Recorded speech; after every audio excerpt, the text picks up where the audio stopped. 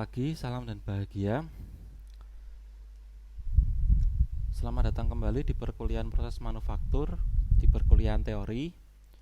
Nah, pada pertemuan kali ini kita akan membahas tentang pengenalan mesin CNC. Nah, materi ini adalah materi kelima. Nanti kita akan membahas tentang apa itu mesin CNC, kemudian bagaimana perbedaannya dengan mesin konvensional, dan juga nanti mesin CNC itu ada yang seperti apa saja akan dijelaskan di materi ini. Oke, langsung saja kita masuk ke materinya. Nah, secara umum mesin CNC itu bentuknya seperti ini ya.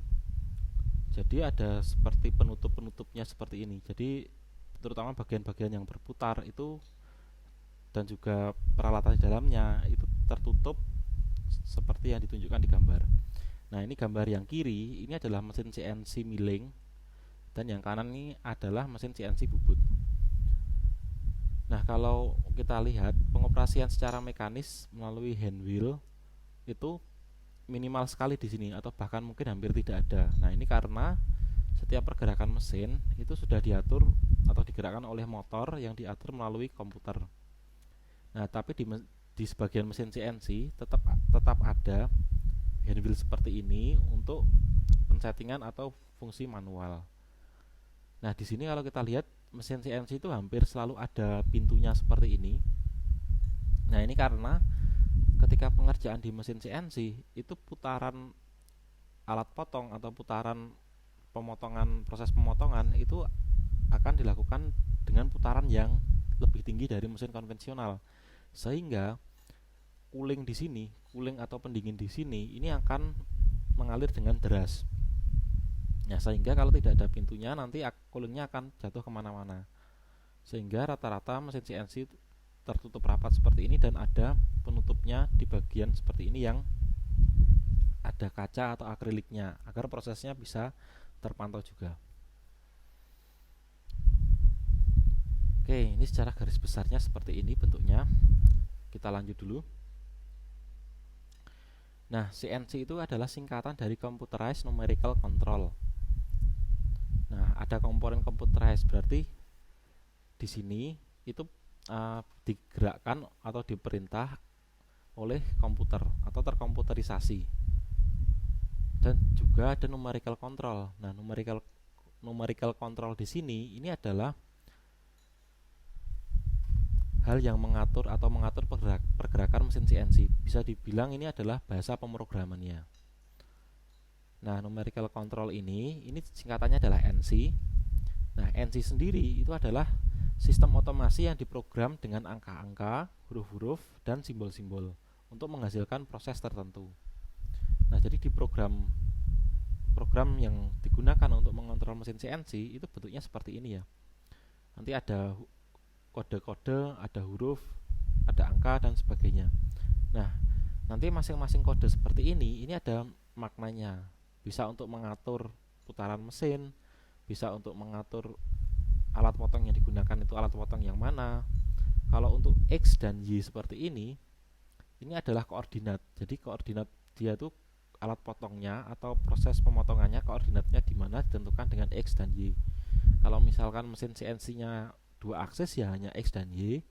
Kalau 3 aksis ya nanti ada X, Y, dan Z dan seterusnya. Nah, di kompetensi teknik industri di proses manufaktur sendiri Anda tidak diwajibkan untuk dapat memprogram suatu mesin CNC ya. Jadi sekedar pengetahuan kalau programnya seperti ini dan secara umum saja. Jadi lebih ke prinsip-prinsipnya apa itu mesin CNC, bagaimana kerjanya dan sebagainya itu Anda harus tahu dan harus paham.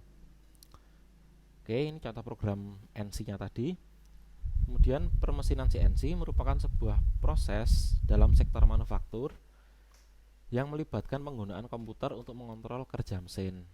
Nah, jadi yang saya garis bawahi adalah komputer, melibatkan komputer untuk mengontrol suatu mesin.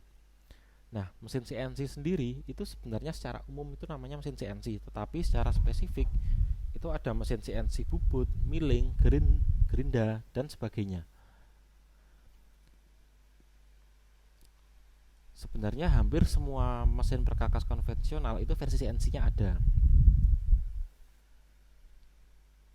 Jadi lebih canggih kalau misalkan difungsikan dengan sistem CNC, karena akan meminimalkan operator yang bekerja di sana. Nah, untuk kelebihan dan kekurangannya akan kita bahas selanjutnya. Oke, mesin CNC mesin konvensional. Jadi pada mesin konvensional itu operator mengoperasikan mesin dengan mengatur berbagai parameter seperti laju pemakanan, depth of cut atau DOC, dan lain-lain sesuai dengan jenis pengerjaan produk, serta mengatur pergerakan geser dengan tangan melalui memutar hand wheel untuk proses pemakanan. Jadi maksudnya seperti ini.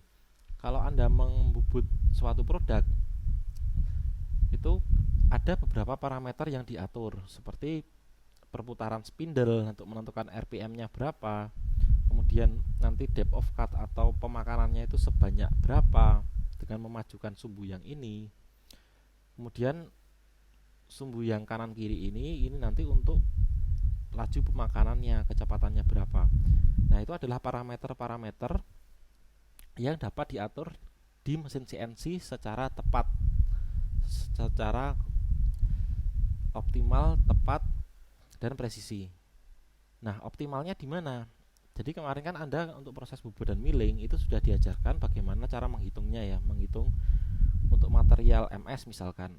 Untuk diameter sekian itu nanti RPM-nya berapa, kemudian laju pemakanannya berapa, dan sebagainya. Itu adalah optimalnya nilainya sekian, seperti di perhitungan.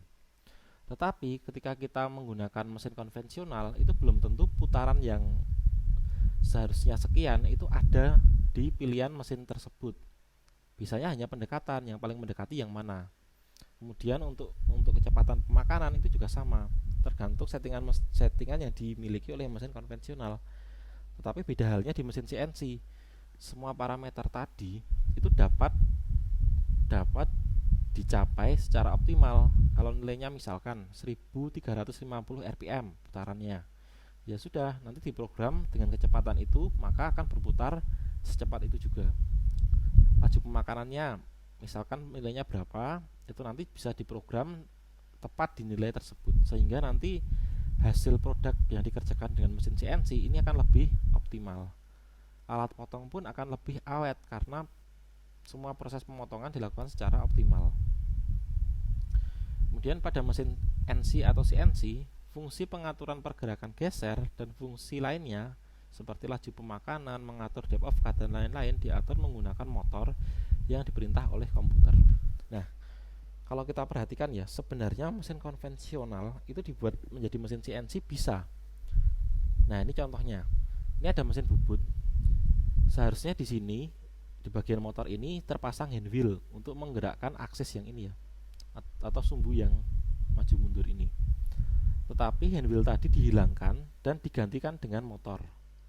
Sumbu yang ini juga. Nah, motor di sini ya bukan seperti motor induksi biasa, tetapi yang diterapkan di sini ini adalah motor servo atau motor stepper yang dapat menerima atau dapat diprogram sesuai dengan kebutuhan. Mau kecepatannya berapa, mau berhenti kapan, dan sebagainya. Itu dapat diatur oleh program. Berbeda dengan mesin induksi. Kalau mesin induksi itu, kalau motor induksi, bukan mesin ya, motor induksi itu ya tergantung dari pengaturannya, potensiometernya berapa. Dia tidak bisa presisi seperti servo ataupun motor stepper. Nah, kalau di mesin milling ini juga hand wheel-nya digantikan dengan motor seperti ini. Kemudian motornya diprogram. Nah, itu sudah jadi mesin CNC.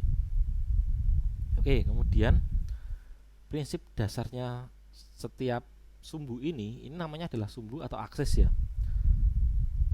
Di suatu mesin perkakas itu jumlah aksis ini ditentukan oleh adanya mekanisme pergerakan linear seperti ini. Kalau mesin bubut itu ada dua aksis karena dia menggerakkan pahat maju dan mundur dan kanan dan kiri. Jadi ada aksis Y dan aksis X. Aksis Y dan aksis X. Kalau di mesin milling itu ada tiga aksis. Ya berarti ada aksis Y, aksis X, dan aksis Z. Nah, itu ya namanya aksis ya. Kemudian masing-masing aksis itu agar dapat bergerak secara linear itu ada suatu mekanisme yang namanya ball screw. Nah, ball screw atau lead screw itu sebenarnya di dalamnya tuh ada ulir dan ada nutnya. Jadi seperti baut itu ya, baut dan murnya. Nah, ketika ulirnya ini diputar oleh motor atau oleh hand wheel, ini akan berputar dan nutnya itu ada di sini atau murnya ada di sini, sehingga ini nanti akan bergerak secara linear, maju mundur atau kanan kiri, tergantung arah dari ball screw-nya ini. Kalau di ball screw yang ini ya berarti ketika diputar, carriage mesin bubut ini atau pahatnya itu akan bergerak kanan dan kiri. Kalau yang diputar itu adalah yang ini, ball screw yang ini, nanti dia akan bergerak maju dan mundur. Kalau di milling ya sama, tapi jumlahnya aksesnya lebih banyak. Nah, selain ball screw, dia juga ada yang namanya guide atau pemandu agar pergerakannya itu tidak banyak bergeser, agar pergerakannya bisa smooth dan presisi. Guide-nya ada di sini. Nanti jenis-jenis guide akan kita bahas selanjutnya. Oke. Sistem NC versus sistem konvensional. Nah, ini perbedaannya apa? Ini dicontohkan di sini ada mesin milling konvensional dan ada mesin milling CNC. Kalau sistem NC itu lebih baik dalam hal mengontrol atau mengatur pergerakan alat pada kondisi pemotongan yang optimum. Nah, seperti yang saya jelaskan tadi, karena seluruh pergerakannya itu bisa diatur dengan kecepatannya bisa diatur, RPM-nya bisa diatur, sehingga bisa diterapkan persis seperti hasil perhitungan, sehingga nanti hasil produknya atau pemotongannya itu bisa optimum. Kalau optimum ya berarti nanti produknya akan presisi, permukaan hasil pemotongannya lebih halus, dan alat potongnya atau mata potongnya itu akan lebih awet karena semuanya bisa optimum. Memperbaiki kualitas dan repeatability. Nah, kualitasnya otomatis produknya juga akan meningkat karena seluruh kondisinya bisa dibuat menjadi ideal atau optimum. Kemudian repeatability. Nah, ini yang sangat membedakan konvensional dan CNC ya. Kalau konvensional itu tergantung dari operatornya. Kalau operatornya sudah ahli atau operatornya dalam kondisi fit, itu produk yang baik bisa dihasilkan. Tetapi kalau skill operatornya kurang atau operatornya kurang fit, ngantuk, kurang konsentrasi, nanti produknya juga akan berpengaruh saat dikerjakan.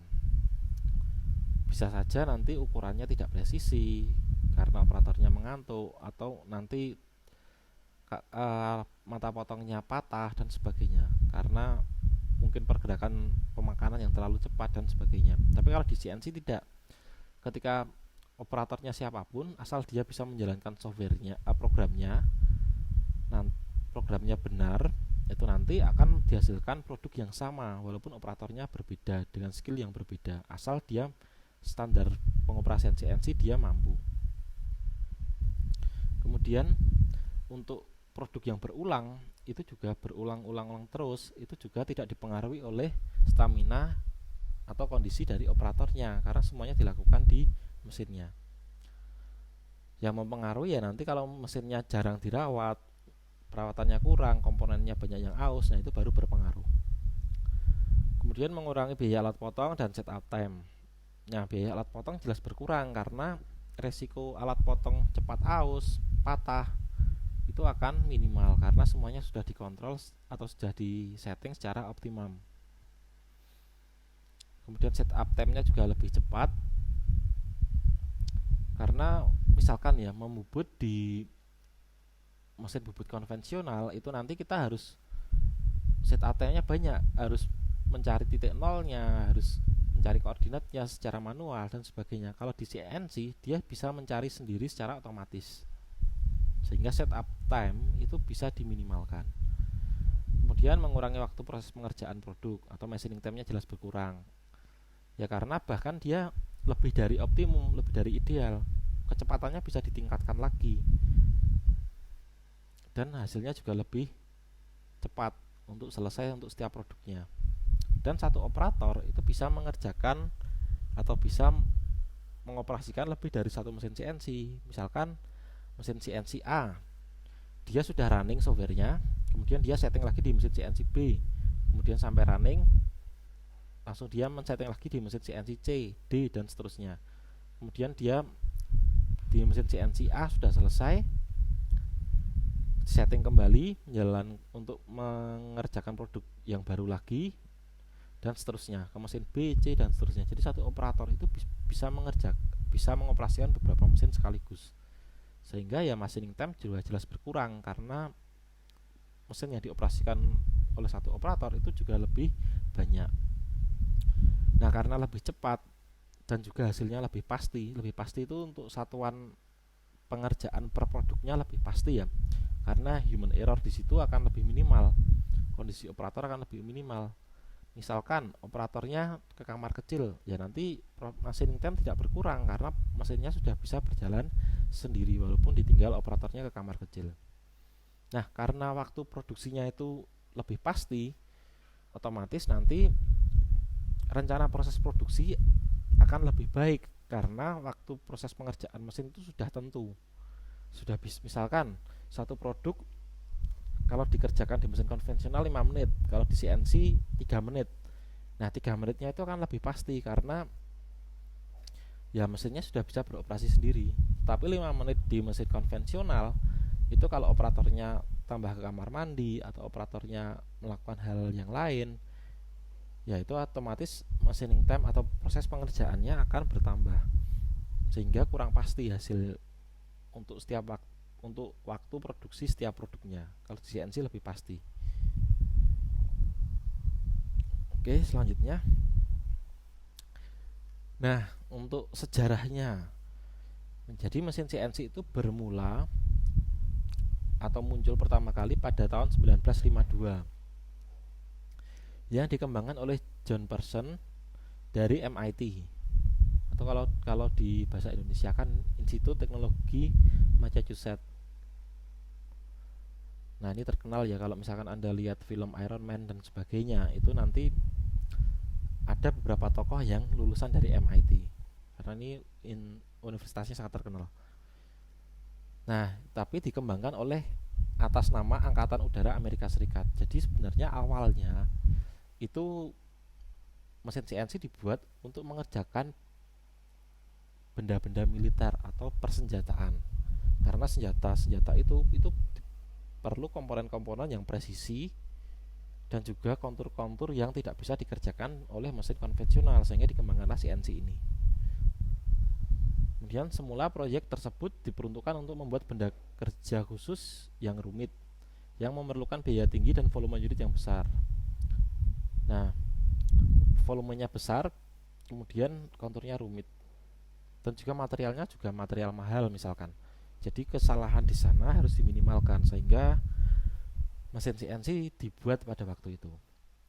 Kemudian tahun 1973 mesin CNC masih sangat mahal, sehingga masih sedikit perusahaan yang mempunyai keberanian dalam mempelopori investasi di teknologi ini. Nah, awalnya ya mahal ya. Jadi seperti smartphone, laptop itu pun dahulu awal-awal itu masih mahal. Kalau jadi yang punya laptop, yang punya HP itu orangnya masih terbatas. Tapi kalau sekarang hampir setiap orang yang punya smartphone itu hampir setiap orang, karena biaya produksinya sudah berkembang, sudah bisa murah dan sebagainya. Nah, dulu pun seperti itu. Jadi perusahaan-perusahaan besar saja yang dia berani investasi ke teknologi ini. Kemudian 1975 produksi mesin CNC mulai berkembang pesat. Perkembangan ini dipacu oleh perkembangan mikroprosesor, sehingga volume unit pengendali dapat lebih ringkas. Nah, 1973 itu mikroprosesor itu sudah mulai ditemukan. Jadi yang awalnya mesin CNC itu butuh biaya banyak karena komponennya banyak, sudah bisa diminimalkan. Yang tadinya dimensinya besar itu bisa dikecilkan karena sudah ada mikroprosesor di dalam untuk diaplikasikan di mesin tersebut. Efeknya apa? Ya efeknya komponennya lebih sedikit, otomatis harganya pun lebih murah. Nah, kalau saat ini penggunaan mesin CNC hampir terdapat di segala bidang. Jadi perusahaan yang tidak terlalu besar pun kalau mereka membutuhkan investasi di sana sudah relatif tidak terlalu besar. Dari bidang pendidikan itu juga banyak ya mesin CNC. Di lab PTM itu juga ada satu CNC bubut, dan riset yang mempergunakan alat-alat demikian menghasilkan berbagai hasil penelitian yang bermanfaat. Jadi kalau sekarang mesin CNC itu masih terus dikembangkan. Tujuannya apa? Ya tujuannya untuk proses yang lebih murah, lebih optimal. Jadi goalnya itu apa sih? Goalnya ya biaya produksi seminimal mungkin, secepat mungkin, tapi untuk mendapatkan kualitas yang sebaik mungkin. Jadi tidak akan pernah berakhir ya untuk pengembangan dari mesin CNC. Mungkin ke depan itu bisa saja mesin CNC ini bahkan dimiliki oleh industri rumahan, atau bahkan rumahan, bengkel-bengkel rumahan juga punya mesin CNC ke depan. Kalau misalkan mesin CNC biaya produksinya bisa ditekan lagi.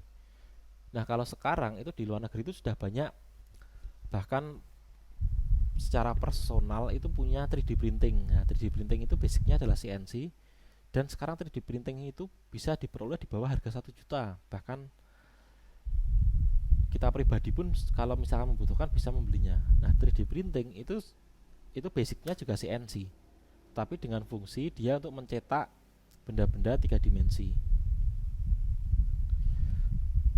Nah kelebihan mesin CNC, mesin CNC dapat dipergunakan secara terus-menerus dan hanya memerlukan berhenti sesekali untuk perawatan. Jadi kalau perusahaan itu invest mesin CNC karena skala produksinya besar, otomatis mesin CNC itu pasti dioperasikan tidak hanya 1-2 shift, tapi bahkan sampai 3 shift. Dia tidak boleh berhenti. Kenapa? Ya karena agar produk yang dihasilkan per satuan waktu itu besar. Jadi nanti yang shift itu adalah operatornya. Operatornya bahkan sampai 3 shift untuk mesin CNC seperti ini. Ya nanti berhenti sesekali ya waktu perawatan, waktu maintenance itu berhenti sesekali agar performanya selalu baik. Kemudian operator mesin CNC tidak perlu operator yang seterampil mesin perkakas konvensional.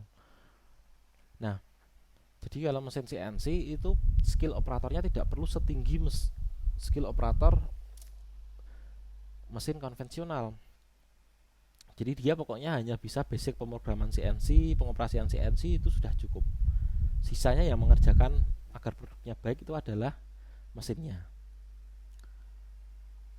Kemudian mesin CNC dapat diupdate atau diperbarui perangkat lunaknya untuk mengoperasikan mesin, untuk mendapatkan hasil yang lebih baik. Jadi seperti HP Anda ya, ketika Anda beli HP baru, dia HP-nya baru rilis, kemudian Anda beli, itu nanti akan diupdate softwarenya sehingga nanti HP-nya bisa lebih cepat, fungsinya lebih baik, mungkin hasil kameranya lebih baik. Nah begitu juga dengan mesin CNC, itu dapat diupgrade seperti itu sehingga nanti hasil yang diperoleh atau kualitas yang diperoleh dari pengerjaan satu produk itu bisa lebih baik. Kemudian pelatihan mesin CNC dapat dilakukan melalui penggunaan perangkat lunak virtual atau simulasi. Nah ini contohnya ya. Jadi ketika pelatihan operator CNC itu berbeda dengan pelatihan operator mesin konvensional. Kalau mesin konvensional itu kan harus berhadapan dengan mesinnya langsung, diperlukan material untuk berlatih dan sebagainya, seperti Anda di proses manufaktur kalau tidak pandemi ya. Kalau di praktikum itu seharusnya mengerjakan benda di mesin konvensional, dan itu memerlukan biaya untuk pelatihan seperti itu. Tetapi kalau pelatihan operator CNC itu bisa dilakukan dengan software seperti ini, secara virtual seperti ini, sehingga biaya pelatihannya pun akan lebih murah dan resiko-resiko pun akan lebih kecil. Oke, selanjutnya proses manufaktur mesin CNC dapat disimulasikan secara virtual dan tidak memerlukan membuat prototipe atau model sehingga hemat biaya dan waktu. Nah, jadi sama seperti yang tadi saya jelaskan ya. Dengan sekali program, mesin CNC dapat bekerja sendiri tanpa peranan operator kecuali saat loading dan unloading. Nah, jadi ketika mengerjakan 10.000 komponen yang sama, program yang dibuat itu hanya satu kali. Jadi misalkan yang ahli pemrograman CNC di suatu perusahaan hanya 1 orang, tapi mesinnya ada 20 mesin. Nah, 20 mesin itu mengerjakan komponen yang sama semua. Ya berarti programnya hanya satu. Tinggal dimasukkan ke masing-masing mesin, dan operator yang tidak bisa memprogram mesin CNC itu tinggal melakukan loading dan unloading produknya. Material dimasukkan, di run mesinnya, material produk jadi, kemudian di unloading, masukkan material baru lagi, diproses, diambil lagi, masukkan material baru lagi, dan seterusnya. Kemudian mesin CNC dapat mengerjakan komponen dengan kepresisian yang diinginkan tanpa kesalahan seperti pengerjaan di mesin konvensional. Nah, kalau mesin konvensional misalkan memasukkan toleransi yang sangat kecil, misalkan 0,002 atau 0,001, ya itu kalau di mesin konvensional ya skill operator itu sangat menentukan agar dapat meraih toleransi tersebut. Tapi kalau di mesin CNC itu otomatis bisa diraih karena mesin CNC ini pergerakannya sangat presisi. Ya tergantung juga dari tingkat kepresisian dari mesinnya. Oke, selanjutnya penghematan waktu produksi yang sangat signifikan dibandingkan dengan mesin konvensional. Ya, prosesnya jelas lebih cepat ya, karena dia bisa terus-menerus bekerja, minim kesalahan, dan juga dia tidak harus ditunggui terus, bisa ditinggal untuk melakukan hal lain. Oke, tapi juga ada kelemahannya. Yang pertama yang jelas harga ya, harga CNC jelas lebih mahal daripada konvensional. Kemudian biaya perawatannya pun juga lebih mahal karena ada juga komponen elektrikal di sana. Komponen elektrikalnya juga sangat banyak. Dan biaya operasi per jam lebih mahalnya karena investasinya mahal, perawatannya mahal, otomatis biaya pengerjaan per jamnya kalau misalkan sewa itu lebih mahal. Sehingga mesin CNC diusahakan terus bekerja. Jangan sampai dia berhenti kecuali untuk perawatan agar nanti jumlah produk yang dihasilkan itu bisa cepat membalikkan investasi yang dikeluarkan. Dan juga yang terakhir, ini sebenarnya pro kontra ya, tidak padat karya. Kalau dari sisi penyerapan tenaga kerja ya otomatis ini sangat buruk. Tapi dari sisi penghematan perusahaan tentunya ini sangat baik, tidak padat karya. Perusahaan tidak perlu menggaji banyak karyawan atau banyak operator untuk melakukan proses produksi. Oke, selanjutnya, nah ini seperti yang dicontohkan tadi, ini mesin CNC bubut, mesin CNC milling. Bentuknya mungkin beda-beda, tetapi bentuk umumnya itu sama ya. Dia ada seperti mesin bubut biasa, konvensional, tetapi dia ada tombol-tombolnya, ada layarnya, dan semua bagiannya tertutup oleh cover seperti ini. Nah, ini jenis-jenis mesin CNC. Ini tadi bubut, milling, ada juga mesin CNC laser cutting, mesin CNC grinding, mesin CNC pancing, dan sebagainya. Nah, ini saya ada sedikit video.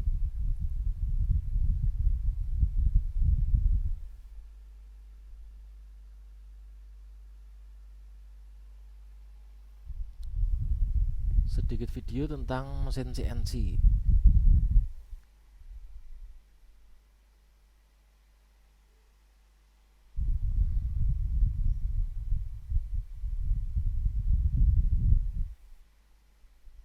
Nah, ini yang laser cutting dulu ya. Kalau mesin bubut dan mesin milling CNC sudah umum ya. Anda bisa mencari sendiri di YouTube, itu sangat banyak. Ini yang lebih spesifik saja, yang lebih jarang.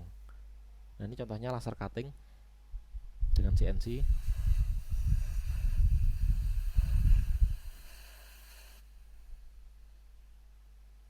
Nah, kalau laser cutting ini biasanya untuk mengerjakan plat-plat seperti plat logam, akrilik, plat plastik, dan sebagainya. Kayu pun mungkin bisa, tergantung dari mesinnya. Nah, ini dengan laser ya. Kalau Anda ingin membuat benda-benda dengan akrilik, bisa memotong dengan rapi seperti ini, itu bisa dilakukan di Gejayan, itu juga punya.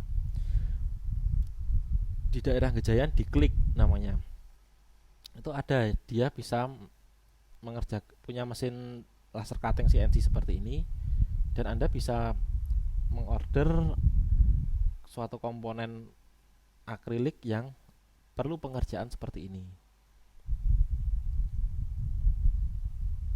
Nah, ini untuk laser cutting.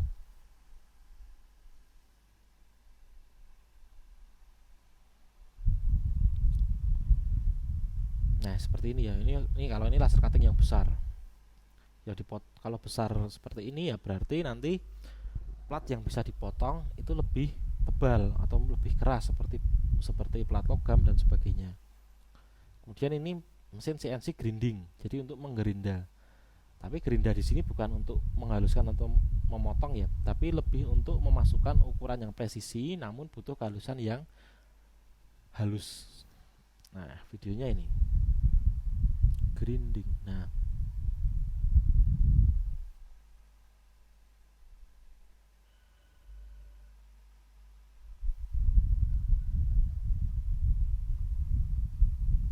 Nah, ini tampilan dari mesin CNC grinding di simulasinya.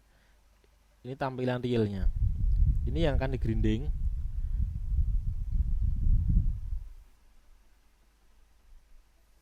Nah, sama ya ini ya. Ini produknya.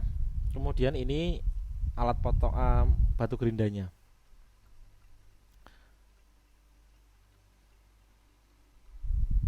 Nah, kemudian dia menggrinding bagian luar ini. Nah, ini yang digrinding ya bagian ini. Kalau menggerinda itu dengan mesin grinding seperti ini namanya cylindrical grinding ya, untuk menggerinda material-material yang silindris. Ini fungsinya bisa untuk memasukkan ukuran yang belum masuk, tapi dia perlu kehalusan yang sangat halus, itu menggunakan mesin ini. Nah, ini menggrinding bagian ini juga bisa. Jadi bendanya berputar, batu gerindanya juga berputar.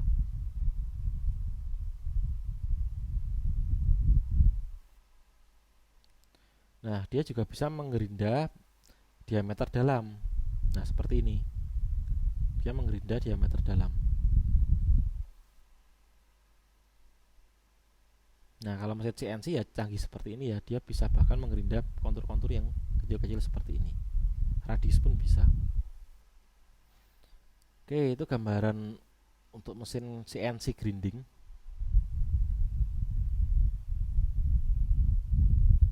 Nah, sekarang pancing. Ini dari kata punch ya. Sebentar, semoga ada videonya.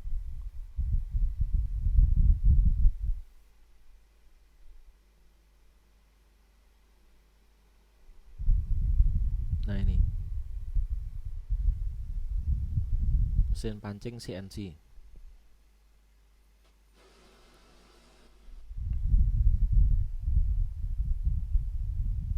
Biasanya kalau mesin pancing itu untuk pengerjaan sheet metal.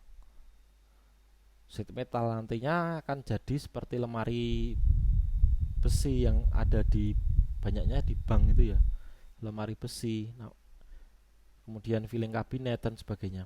Nah, seperti ini contohnya. Lembaran besi nanti lembarannya digerakkan seperti ini, dan ini ada sistem pancing di sini. Pancing itu seperti Anda melubangi kertas dengan lubang yang bulat itu. Tapi yang dilubangi di sini logam. Nah, di sini dipunch seperti ini menghasilkan produk yang seperti ini.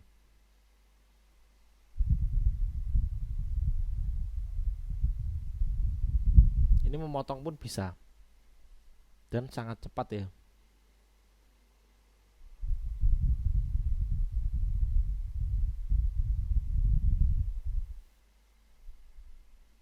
Nah, di industri sheet metal yang perusahaan besar itu mereka wajib punya mesin ini.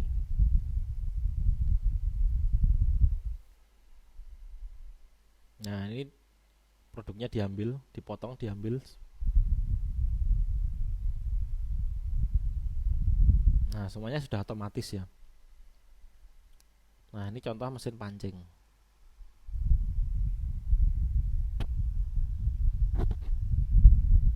Oke.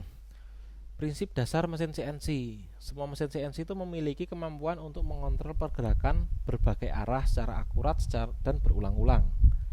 Setiap arah gerak dari mesin CNC disebut dengan sumbu atau aksis. Ya, seperti yang saya jelaskan tadi ya. Mesin CNC pada umumnya mempunyai 2 hingga 5 aksis, tergantung pada fungsi kerjanya. Ya, tentunya semakin banyak aksesnya, jenis pengerjaan produknya juga semakin luas. Selain itu harganya juga semakin mahal. Selain itu, sumbu CNC dapat berupa sumbu linear di mana gerakan berada pada garis lurus atau sumbu berputar dengan gerakan mengikuti jalur yang melingkar. Nah ini ya, sumbu linear itu seperti X, Y, Z seperti ini. Nah ini ada juga sumbu yang linear, dia bisa berputar seperti ini.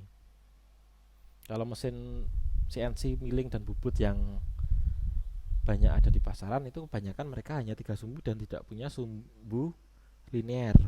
Tetapi yang 5 aksis itu biasanya punya. Nah ini ada contoh mesin CNC 5 aksis. Ini ada videonya. Ini mesin milling ya, milling CNC 5 aksis.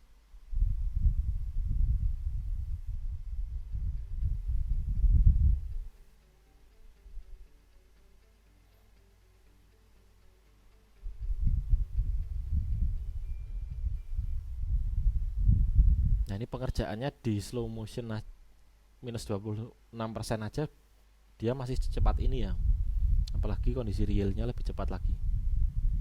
Nah ini dari balok nanti akan dibuat suatu produk balok logam. Nah kalau seperti ini masih biasa ya. Nah nanti 5 aksisnya baru akan terlihat setelahnya. Nah kemudian dia di finishing, hasil finishingnya lebih halus. Di finishing seperti ini. Nah 5 aksesnya terlihat di sini. Dia ada sumbu putarnya, sehingga dia bisa mengerjakan bagian-bagian di kontur-kontur yang tertentu seperti ini.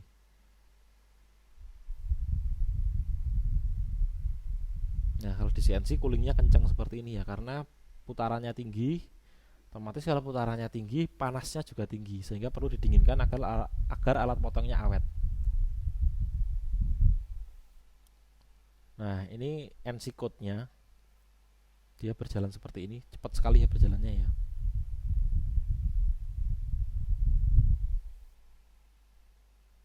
Nah ini udah jadi produknya. Ya tentunya produk yang dihasilkan dari mesin CNC, apalagi yang 5 aksis, itu yang jelas akan lebih mahal. Oke, itu gambaran mesin CNC milling 5 aksis. Nah sekarang kita ke sistem koordinat. Jadi kalau sistem koordinat mesin CNC itu kan dia berpindah dari satu titik ke titik lain. Misalkan andaikan setiap titik ini koordinat dari pahat bubut ya, ketika membubut suatu produk. Nah sistem koordinat di mesin CNC itu ada 2 jenis. Yang pertama itu koordinat yang sistemnya absolute coordinate, dan juga incremental coordinate system. Bedanya apa? Bedanya kalau absolute koordinat itu referensinya selalu dari titik 0,0 seperti ini. Jadi misalkan ke koordinat A, berarti dia 3, -2 koordinatnya. Lalu ke B, berarti dia koordinatnya langsung lanjut ke -4, -3. Jadi ini diatur di softwarenya ya, di NC code-nya. Nanti koordinatnya seperti ini. Kemudian dia masuk ke C, ya berarti koordinat yang dimasukkan adalah 1,3. Ke sumbu X-nya 1, ke sumbu Y-nya 3. Itu kalau absolute koordinat. Tapi kalau incremental coordinate system, itu dia referensinya itu dari titik terakhir. Jadi misalkan dari 0,0 dia ke 1,3. Kemudian dia lanjut lagi -2, -1. Nah, koordinat di sini ini acuannya dari titik terakhir. Nah itu namanya incremental coordinate system. Paham ya bedanya ya? Kalau ini selalu dari 0,0, kalau ini dari koordinat terakhir yang incremental. Nah ini yang penting ya, seperti tugas Anda kemarin, apa beda mesin CNC open loop dan closed loop. Jadi kalau di mesin CNC itu ada 2 jenis, yang jenis yang open loop dan yang closed loop. Kira-kira mahal yang mana? Oke, saya jelaskan dulu sebelum kira-kira mahal yang mana. Jadi prinsip kerja mesin CNC itu nanti ada ball screw di sini atau lead screw, pokoknya ulir ya. Ada ulir di sini. Di sini ada nutnya. Kemudian ulirnya itu akan diputar oleh motor di sini. Ulirnya akan berputar, otomatis di sini nut yang tersambung dengan meja ini akan bergerak sejajar dengan sumbu ulirnya. Nah, kalau di sistem open loop itu motor akan diperintah oleh komputer. Ketika komputer itu memberikan sinyal kepada motor untuk berputar 5 kali, ya sudah, motornya berputar 5 kali. Disuruh berputar 6 kali, nanti juga akan berputar 6 kali. Nah, sehingga putaran motor tadi akan menghasilkan pergerakan meja ini. Nah, tetapi karena ada banyak faktor seperti misalkan ulirnya sudah agak aus, atau mungkin ada faktor-faktor tertentu bebannya lebih besar dan sebagainya, itu pergeseran reel di sini atau jumlah putaran reel di sini itu terkadang tidak sama dengan perintahnya. Pokoknya dia 5 sinyal, berarti misalkan 5 putaran, ya sudah, pokoknya dia berputar 5 kali. Mungkin maksudnya itu ingin menggerakkan meja ini sebanyak 5 mm, tetapi ketika dia belum ada 5 mm, baru 4,93 misalkan, itu ya sudah, dia bergerak sampai situ saja. Tidak ada yang memantau atau mengoreksi jika pergerakan yang diminta itu sebenarnya belum tercapai. Itu kalau di open loop ya. Jadi tidak ada umpan balik yang dihasilkan oleh sistem ini untuk mengoreksi kalau misalkan perintahnya itu belum sesuai dengan yang seharusnya. Tetapi kalau di closed loop, nah ini ada motor, kemudian ini ada perangkat komputer ini yang dapat menerima sinyal. Nah, di sini jadi ada pemantaunya ya. Ketika dia diminta bergerak 5 kali untuk menggerakkan ini 5 mm misalkan, ya otomatis nanti dia akan berputar 5 kali dulu. Kemudian optical encoder ini akan menghitung gerakannya apakah sudah benar persis 5 kali atau mungkin 5,1 atau mungkin 5,9. Kalau dia sudah 5 kali tapi ini masih mau bergerak sedikit, dia akan menyetop atau akan memberikan umpan balik, sinyal umpan balik di sini, sehingga dia langsung menghentikan motornya kalau dia sudah berputar 5 kali. Kalau dia belum 5 kali padahal perintahnya sudah 5 kali, atau pergerakan dari meja miling ini sudah tercapai padahal sinyalnya di sini masih menyuruh untuk bergerak, dia juga akan langsung memberikan sinyal umpan balik untuk menghentikan motornya. Seperti itu ya. Jadi kepresisian di sistem di sistem closed loop itu akan lebih terjaga karena akan ada selalu perangkat yang mengoreksi apakah sistem di sana sudah berjalan sesuai dengan perintahnya. Oke, kita paham ya maksudnya seperti itu ya. Jadi intinya ada umpan balik di sini yang akan selalu memantau apakah perintah dengan kenyataan yang sudah dilakukan itu sudah sesuai atau belum. Kalau belum sesuai, dia langsung memberikan umpan balik, lalu motor akan menyesuaikan pergerakannya. Kalau lebih nanti akan dihentikan sebelum berlebih, kalau kurang nanti akan ditambah. Oke, sekarang kita langsung ke harga. Kalau harga otomatis mahal mana? Ya jelas mahal yang closed loop, karena perangkatnya juga lebih banyak. Kalau di open loop itu dia cukup motor stepper motor saja, tetapi kalau di closed loop motornya harus motor servo, yang tentunya lebih mahal. Oke, secara umum seperti itu closed loop dan open loop. Anda juga bisa mencari referensi yang lain kalau Anda ingin memperdalam pemahaman Anda tentang closed loop dan open loop, karena ini sangat penting. Oke, sekarang kita masuk ke elemen mesin CNC. Jadi di mesin CNC itu ada apa saja? Ya, yang pertama adalah Machine Control Unit atau MCU. Bukan Marvel Cinematic Universe ya, tapi Machine Control Unit. Ya, ini fungsinya ini adalah untuk mengontrol seluruh kinerja mesin. Nanti ada komputer di sana, ada perangkat-perangkat lain untuk mengontrol mesin CNC. Kemudian ada aktuator. Nah, aktuator ini adalah penggerak mesin. Bisa motor servo, motor induksi, motor stepper, kemudian mungkin juga ada pneumatik, hidrolik di sana. Nah, ini namanya aktuator. Kemudian ada transmisi.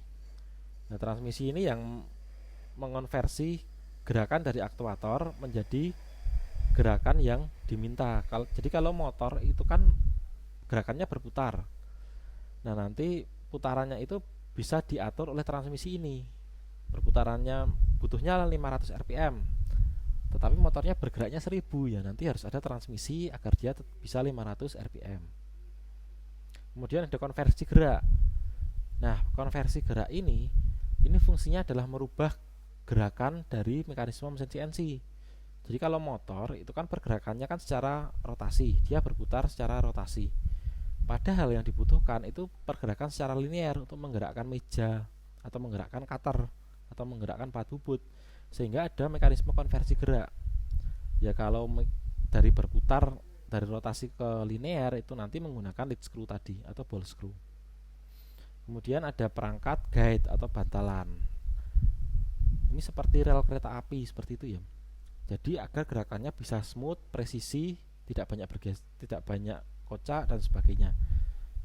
Nah, nanti kalau misalkan kocak, tidak presisi, tidak smooth, ya nanti produknya juga akan tidak presisi, tidak halus dan sebagainya. Nah, kemudian kita masuk ke MCU atau Machine Control Unit. Nah, di dalam MCU itu ada DPU dan CLU. Kalau DPU itu adalah Data Processing Unit yang fungsinya atau tugasnya adalah membaca instruksi dari kode NC. Jadi software yang membaca signal NC itu adalah DPU ya. Kemudian dibaca, kemudian kode NC akan diproses dan mentransmisikan data yang berkaitan dengan posisi masing-masing aksis ke CLU melalui pergerakan motor. Jadi mengolah NC code atau program NC menjadi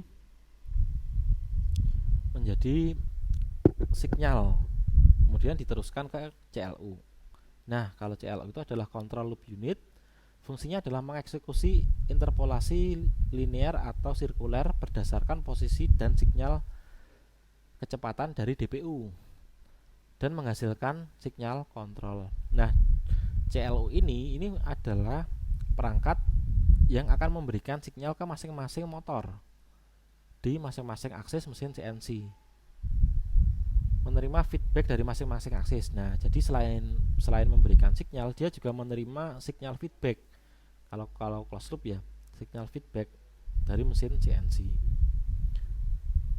Menerima sinyal feedback dari masing-masing aksis ini tadi sudah mengimplementasikan fungsi kontrol tambahan. Nah, jika ada fungsi kontrol tambahan itu diimplementasikan oleh yang CLU ini. Nah, ini ya simulasinya ya. MCU ini ada programnya, dimasukkan, diolah DPU, ditransfer ke CLU, kemudian CLU mentransfer menjadi sinyal ke masing-masing motor.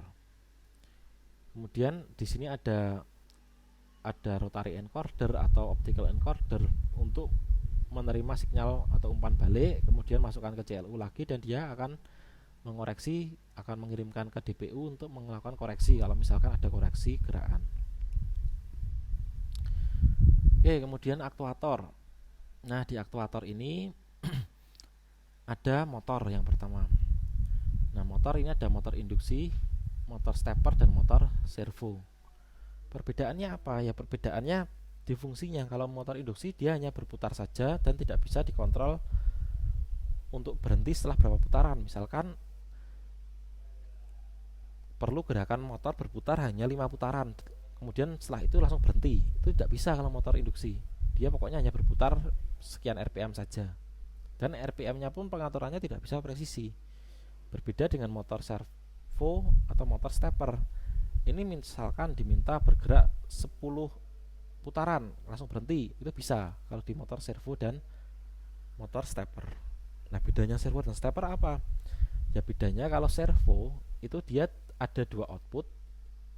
Ada dua colokan seperti ini. Yang satunya itu berfungsi sebagai input untuk menggerakkan motornya dan menerima output atau memberikan feedback ke sistemnya. Jadi dia menerima dan memberikan feedback. Jadi encodernya ada di sini ya. Oke, kemudian pneumatik. Kalau pneumatik gerakannya ya linear ya, maju mundur. Ini fungsinya biasanya untuk melakukan fungsi clamping atau menjepit material, atau mungkin memindahkan material dengan fungsi penyedot seperti ini. Oke, kemudian ada juga hidrolik. Nah, kalau hidrolik ini dia sama seperti seperti pneumatik, tetapi dia karakternya gerakannya lebih lambat, tapi powernya lebih kuat karena dia menggunakan minyak sebagai penggeraknya. Oke, kemudian ada transmisi. Ya, transmisi bentuknya gearbox seperti ini. Ini beda dengan gearbox sepeda atau gearbox motor ya. Bedanya apa? Dia lebih presisi, tidak kocak. Kocaknya sangat minimalis. Jadi ketika di sini digerakkan, di bagian yang transmisi yang satunya itu juga langsung akan bergerak. Kocaknya sangat minimalis karena di sini sistemnya menggunakan planetary gear seperti ini, dan gearnya ini juga sangat presisi. Nah, selain itu juga bisa mengonversi putaran yang sangat besar. Maksudnya seperti ini, misalkan di rantai motor itu, misalkan gear depan dan gear belakang itu perbandingannya 1:2. Ya berarti inputnya 1 putaran, outputnya setengah putaran, itu hanya 1:2. Kalau di gear motor, di rantai motor itu maksimal mungkin sampai 1:3, 1:4 ya. Kalau 1:10 ya nanti perbandingan gearnya kan sangat besar. Kalau di sini itu bisa sampai 1:100, 1:50 dengan dimensi yang kecil seperti ini. Makanya dia menggunakan sistem planetary seperti ini. Namanya planetary gear. Oke, konversi gerakan. Nah, untuk konversi gerakan dia menggunakan skru seperti ini. Bisa ball screw, bisa lead screw. Kalau lead screw dia tidak menggunakan bola seperti ini. Kalau ball screw dia menggunakan bola seperti ini. Jadi ini jadi gotri ya. Istilahnya gotri. Nutnya itu nanti yang ada di dalam nut itu adalah bola besi seperti ini. Kelebihannya apa ya? Kelebihannya dia kan bergerak lebih presisi dan lebih smooth. Lebih awet juga. Lebih presisi, lebih smooth. Kekurangannya apa ya? Kekurangannya yang jelas lebih mahal. Jelas lebih mahal ya daripada yang lead screw seperti nut atau mur biasa. Nah, kemudian guide atau bantalan pemandu. Nah, guide di sini macamnya juga banyak. Ada yang namanya rail gate. Kalau rail gate ya seperti ini. Dia ada railnya seperti ini, kemudian ada bagian yang seperti ini, dan juga nanti yang bergesekan itu dia adalah gotri seperti ini atau bola besi seperti ini, sehingga nanti lebih smooth, pergerakannya lebih smooth, lebih presisi, minimal kocak. Kemudian ada juga shaft guide. Kalau shaft guide ya ada guide-nya berupa silindris seperti ini. Tapi kalau shaft guide ingin bergerak linear, dia minimal harus ada 2 ya. Kalau 1 ya nanti berputar. Kecuali bentuknya spline shaft, ada alurnya di sini ya dia tidak. Tapi kalau pemandunya itu adalah silindris yang halus seperti ini, berarti dia minimal kalau mau gerakan berputar ya ada, kalau mau gerakan linear dia harus ada 2 seperti ini. Kalau tidak dia akan berputar. Oke. Untuk materi mesin CNC sampai di sini. Ini ada tugas. Nanti ini tidak akan saya berikan di, ya mungkin nanti materinya akan saya share ya. Nanti Anda bisa lihat sendiri materinya. Tapi intinya tugas Anda itu adalah, ini ada penjelasannya dulu. Mesin CNC adalah mesin yang sangat presisi untuk menghasilkan produk. Jelaskan apa yang membuat mesin CNC lebih presisi dari mesin konvensional. Penjelasan dilengkapi dengan gambar, perhitungan jika ada, lebih baik ya. Kalau ada perhitungan matematisnya lebih baik. Kenapa kok bisa lebih presisi? Yang mendukung jawaban Anda. Jadi terserah Anda bagaimana memaparkannya. Ya semakin kalau ada perhitungannya nanti akan nilainya akan lebih baik. Ini penjelasannya nanti bisa Anda cari di berbagai referensi. Nanti silahkan ini jawabannya ditulis pada kertas A4 atau kertas loose leaf juga boleh, folio bergaris juga boleh. Maksimal 1 halaman saja, jangan bolak-balik ya. Dan dikumpulkan di perkuliahan minggu depan. Sebelum perkuliahan minggu depan ya, nanti tenggatnya silahkan diperhatikan di classroom. Ya seperti biasa ya, nanti Anda kerjakan tulis tangan di kertas, Anda scan dengan cam scanner, lalu Anda upload di Classroom dengan memberikan data diri Anda. Oke, materi sampai di sini. Silahkan Anda kerjakan tugas ini. Anda explore lagi ya, kenapa kok CNC bisa lebih presisi. Oke, nanti jika ada pertanyaan terkait materi atau tugasnya, kalau fast response seperti biasa bisa ditanyakan lewat dihimpun dulu pertanyaannya, langsung tanya ke ketua kelas menyampaikan ke saya, atau bisa juga di komentar Classroom. Tapi lebih fast response yang WA. Oke, kuliah hari ini saya akhiri. Selamat mengerjakan, jangan telat mengumpulkan, dan salam.